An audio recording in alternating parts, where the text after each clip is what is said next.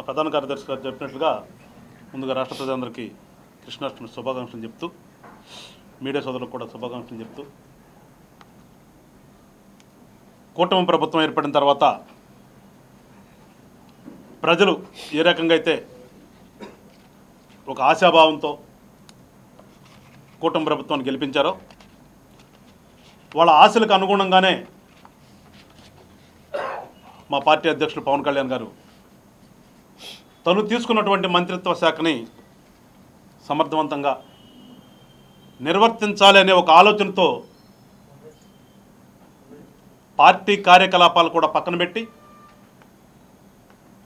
నేను తీసుకున్నటువంటి శాఖకి న్యాయం చేయాలి, తద్వారా ప్రజలకు మంచి జరగాలని ఒక ఆలోచనతో చూస్తున్నారు. 2 నెలల నుంచి కూడా అదే పనిగా ఆ శాఖలో ఉన్నటువంటి అఫీషియల్తో మీటింగ్లు పెట్టుకుంటూ ఏ రకంగా మంచి చేయాలనే ఒక ఆలోచనతో ముందుకు వెళుతూ దానిలో భాగంగానే ఎక్కడా ఎప్పుడు జరగని విధంగా ఒక్కసారిగా రాష్ట్ర వ్యాప్తంగా ఉన్నటువంటి అన్ని పంచాయతీల్లో కూడా గ్రామ సభలు నిర్వహించడం కాకుండా ఆ గ్రామ సభల్లో ముఖ్యమంత్రి స్థాయి దగ్గర నుంచి మంత్రులు, ఎమ్మెల్యేలు, కింద ఉన్నటువంటి అందరు అధికారులు, రాష్ట్ర ప్రభుత్వంలో ఉన్నటువంటి అందరు అధికారులు కూడా పాల్గొనే విధంగా చేయటం అనేది ఇక్కడ చర్చించుకోవాల్సింది.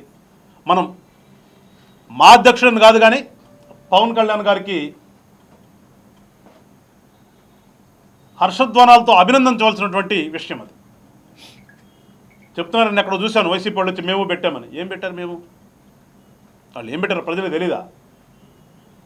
ఏదో ఒక పత్రిక ఉంది కాబట్టి దాంట్లో రాస్తారని చెప్పేసి ఎవడో పెట్టాడు నేను ప్రెస్ మీట్లు, లేకపోతే ఏమో మరీ ఊస్తారేమని అనుకుంటారు. ఇది ఎక్కడా ఎప్పుడు జరగలేదు. గ్రామ సభలు పెట్టాలని చెప్పేసి ఒక నిర్ణయం అయితే ఉంది కానీ ప్రభుత్వంలో ఏదో తూతు మంత్రంగా జరిగింది. దానికి కూడా ఎవరు ఉంటారో ఆ పంచాయతీ ప్రెసిడెంట్ కూర్చొని పెట్టకూడదు. కానీ ఈసారి జరిగింది, మొన్న 23వ తారీఖు జరిగింది. నిన్నదా చెప్పినట్లుగా రాష్ట్ర ముఖ్యమంత్రి దగ్గర నుంచి ఐఏఎస్ ఆఫీసర్లు మొదలుకొని కింద వరకు కూడా కూర్చోవడం అనేది ఎప్పుడు జరగలేదు, జరగదు కూడా. సో అందువల్ల నిజంగా ఈ రాష్ట్ర ప్రజలందరూ ఒకసారి పవన్ కళ్యాణ్ గారి యొక్క ఆశయాలు ఏంటి అనేది మీరందరూ కూడా ఒకసారి ఆలోచించండి. కేవలం ఏదో అధికారం కావాలి, అధికారం వచ్చేస్తే నేనేదో ఇసుక తవ్వుకోవచ్చు, కొండలు కొట్టేసుకోవచ్చు, నాకు సంబంధించిన పెట్టుకోవచ్చు, వాళ్ళ ద్వారా కొన్ని వేల కోట్లు పక్కనేసుకోవచ్చు అనే ఆలోచన కాదైంది.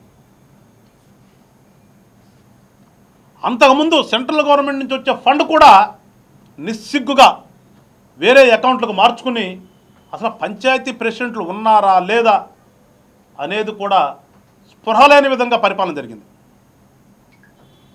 ఇంతకుముందు చెప్పారు మా ప్రధాన కార్యదర్శి గారు, పోయినసారి నామినేషన్లు కూడా ఏనివ్వకుండా దాదాపుగా మొత్తం వాళ్ళే ఎనానమస్లు 90% వరకు, 90 ఇంకే ఎబో ఉంటారు అనుకున్నా తెలిసి 90 ఎబో ఉంటారు మొత్తం వాళ్ళ పార్టీకి సంబంధించిన వాళ్ళే పంచాయతీ ప్రెసిడెంట్లు.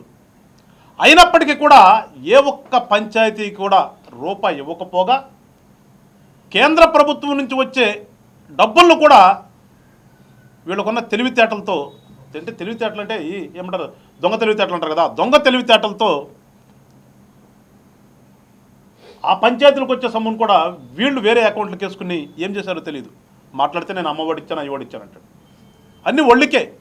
తీరా చూస్తే ఆ ఓడి అంటే ఎట్లా కడతారు కదా, ఓడి మూటేస్తారు.